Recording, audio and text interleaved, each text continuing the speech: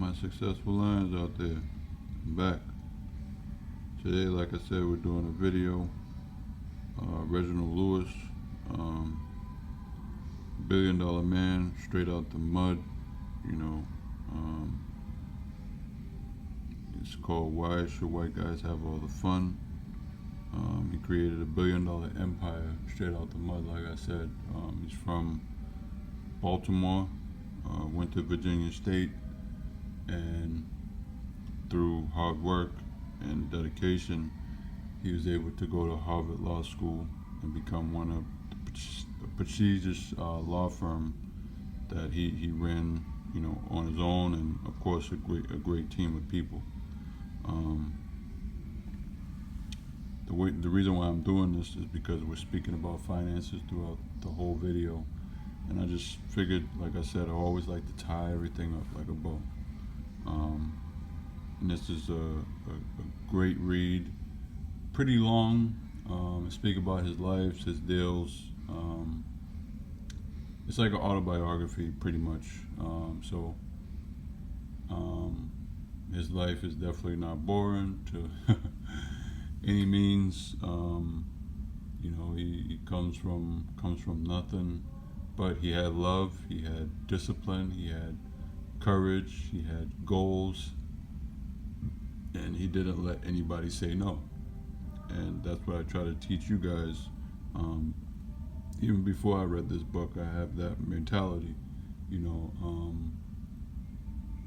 And I know it's hard, you know, to become that way. It doesn't happen overnight, but you have to start somewhere, you know, and continue to build and be a very strong man, especially as a man of color. You know, you can't let people walk all over you. You have to stand up for yourself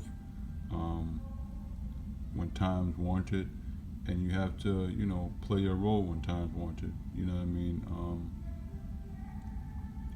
You can't let people, you know, you can't let your anger or like the famous Dave Chappelle, when keeping it real goes wrong.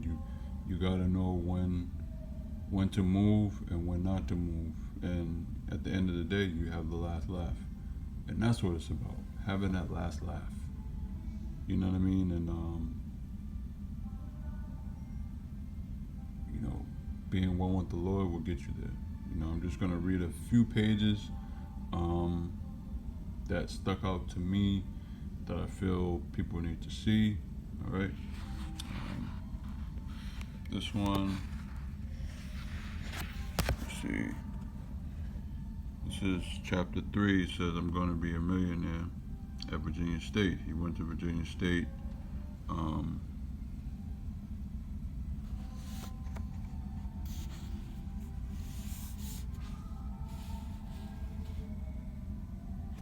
Let's read a little bit of this.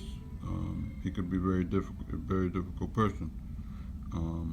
Before coming to college, Lewis had a room to himself. That wouldn't be the case at Virginia State, because freshmen were required to stay on campus and have a freshman roommate.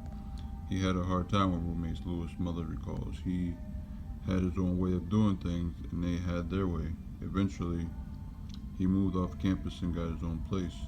See, he was an exacting person. Everybody didn't like him.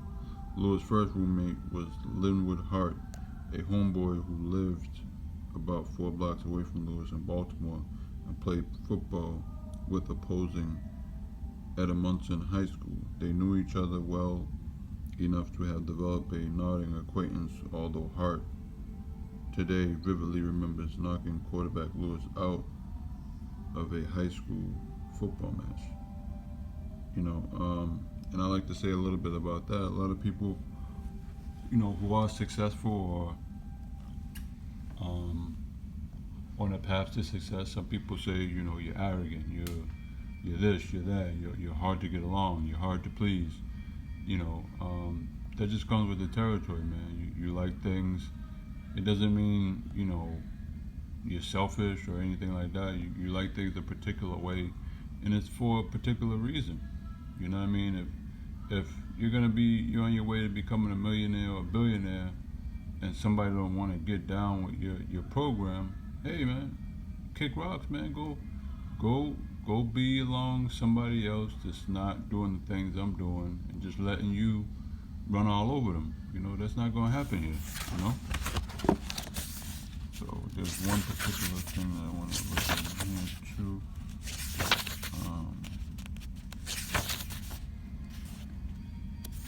Alright. To become a lawyer, one must work hard. Despite his initial agony, Lewis managed to divorce himself from his football playing days and his self-confidence intact. He had other challenges to take on and seemingly never looked back. He said one day he was going to be a millionaire. Classmate Edith Morton Smith says, I said, well, I'm going to marry a millionaire. He accomplished his dream. I didn't, laughed Smith. Now an assistant registrar at Virginia State. He was a serious college student. Don't get me wrong, he wasn't a dweeb. He had himself a good time at parties. And this is Reginald Lewis right here. He said, I quit football after my freshman year and decided to get serious about my studies. The college year was wild. I crammed a lot of living into those 4 years. After the rotten fresh year, I really started to study. I got straight A's in economics and always went beyond the course. I started reading the New York Times and the Wall Street Journal every day, but I had fun too. And like I said, I like to speak on that a little bit because, he got a scholarship for football, but they pretty much took it away because he wasn't a good football player. But then he got, academics, scholarship, got straight A's, and it really started to buckle down to achieve his goals. And if you look in the beginning, like, I can't read everything, but I don't want to ruin anything either. You guys got to watch the video. Read the book yourself or listen or whatever about this book, man. He had several jobs, as, in high school, several jobs while in college, man, and different stuff that happened, man, some racism, cars breaking down, women, a lot of things, a lot of obstacles, but he kept striving on, you know what I mean? And that's what it's about. That is seriously what it's about, and I'll just get into one more section here. When he finally, let's see,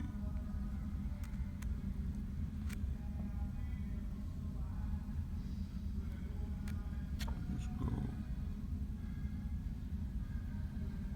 Okay, all right. Let's see.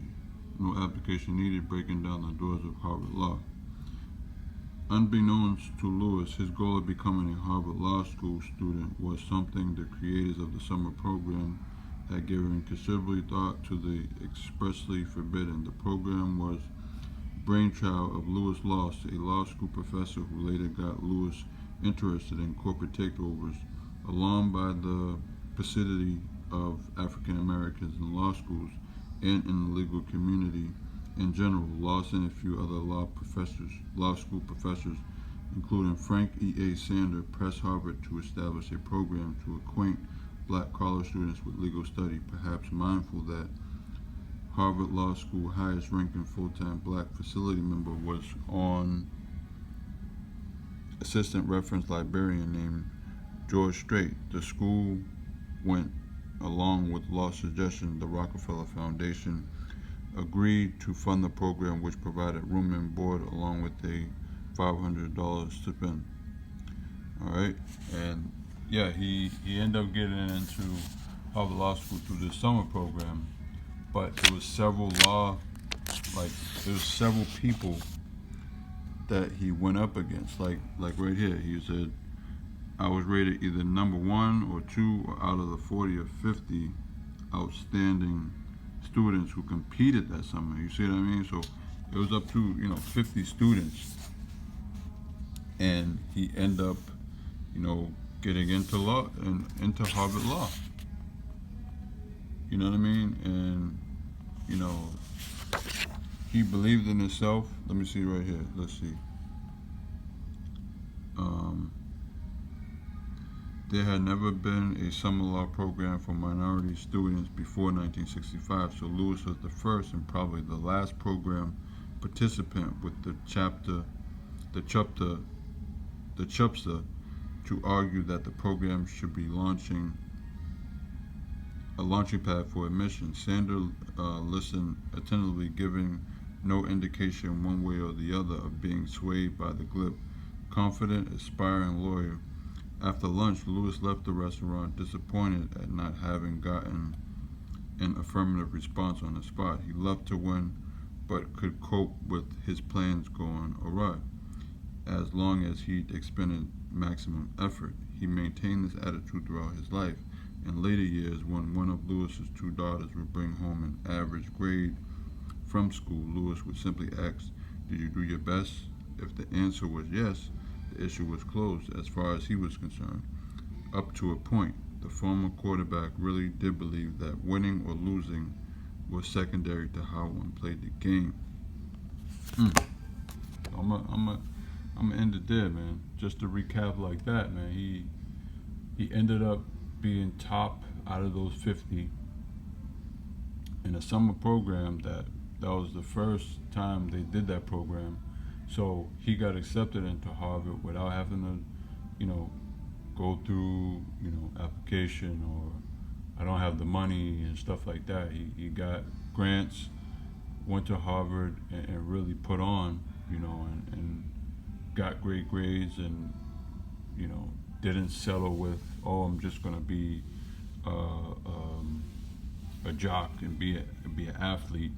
He realized, there's only so many athletes that make it every year, man. You know what I mean? And I don't know any that are billionaires. Now it's considered that, but this is, he became a billionaire, late 70s, early 80s, man. As a black man in America. You know what I mean? So that's why I tell these people, tell you guys, never give up, and anything is possible. Whatever your race is, or whatever you're going through, whatever depression, there's always room for change. There's always room for change. So never stop. You know what I mean? Never stop. There's light at the end of the tunnel. After every rain, there's the rainbow, man. The sun's gonna shine eventually. So just keep going. Keep going, man. All right, so we're gonna read some scriptures. It's been a while. Like I said, it's been 3 months. Read some scriptures, and what we're gonna read today is Matthew verse 4. All right, and this all ties up together. All right, so chapter 4, Matthew. Then was Jesus led up of the Spirit into the wilderness to be tempted of the devil. And when he had fasted 40 days and 40 nights, he was afterward and hungered. And when the tempter came to him, he said, "If thou be the Son of God, command that these stones be made bread." And he answered and said, "It is written, man shall not live by bread alone, but by every word that proceedeth out of his mouth of God." Then the devil taketh him up into the holy city, and setteth him on a pinnacle of the temple, and said unto him, "If thou be the Son of God, cast thyself down, for it is written, He shall give his angels charge concerning thee, and in their hands they shall bear thee up, lest at any time thou dash thy foot against a stone." Jesus said unto him, It is written again, Thou shalt not tempt the Lord thy God." Again the devil taketh him up into a exceeding high mountain, and showeth him all the kingdoms of the world and the glory of them, and saith unto them, "All these things will I give, if thou wilt fall down and worship me." Then said Jesus unto him, "Get thee hence, Satan, for it is written, Thou shalt worship the Lord thy God, and him only shalt thou serve." If that don't tie everything up that we went through today, I don't know what will, man. And like it says, we're tempted by things, but like I said, money's not success. If you listen to the words, in the Bible, man, that's success. being able to walk away from things and fast. And we are tempted by worldly things, and I don't care about worldly possessions and stuff like that. I live in the world, but I'm not of the world. And it says,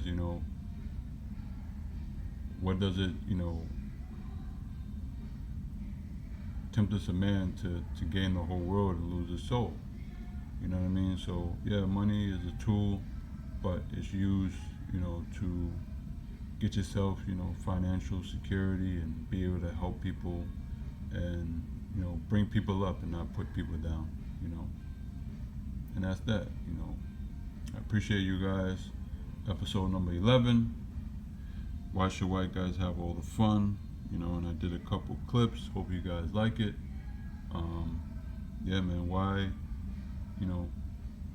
people yell your failures, but whisper your success. And the other one is money doesn't mean success.